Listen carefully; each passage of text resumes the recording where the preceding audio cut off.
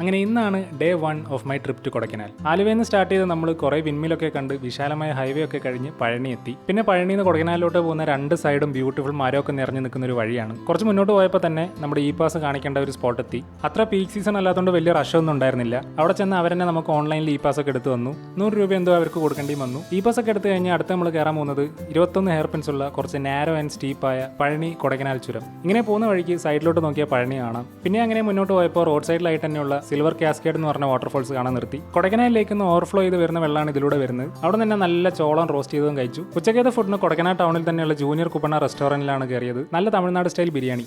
Happy. അങ്ങനെ മെല്ലെ നമ്മൾ പില്ലർ റോക്സ് കാണാൻ പോയി. അവിടെ പോയപ്പോൾ ഫുള്ള് മഞ്ഞ് കൊണ്ട് മൂടിയിരിക്കുക. കുറച്ചു നേരം അവിടെ തന്നെ തിരിഞ്ഞു കളിച്ച് നിന്നെങ്കിലും വ്യൂ ക്ലിയർ ആവുന്ന ഒരു ലക്ഷണം ഉണ്ടായിരുന്നില്ല. അത് കഴിഞ്ഞ് ആ വഴി നേരെ ഗുണാക്കേവ് കാണാൻ പോയി. അവിടുത്തെ ആ ഒരു അറ്റ്മോസ്ഫിയർ എനിക്ക് നന്നായി ഇഷ്ടപ്പെട്ടു. ഇവിടുത്തെ ഒരു സെപ്പറേറ്റ് വീഡിയോ തന്നെ ഞാൻ ഇടുന്നുണ്ട്.